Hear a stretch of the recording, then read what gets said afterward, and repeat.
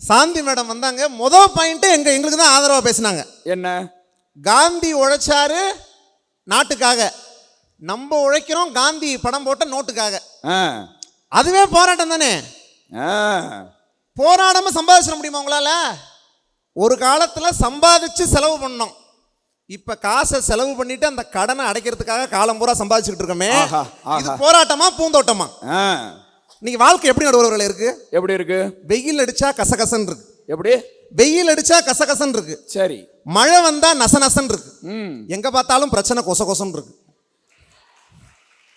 கல்யாணம் ஆகாத ஆண்களுக்கு பூரா என்ன கவலை? முடி விழுகுதேன்னு கவலை. கல்யாணம் ஆன ஆம்பளைக்கு பூரா மனைவி கிட்ட இருந்து அடி விழுகுதேன்னு கவலை.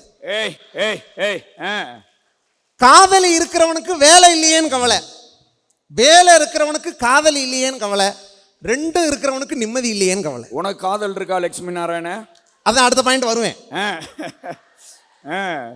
நம்ம பையன் எதுக்கெல்லாம் வருத்தப்படுறான்?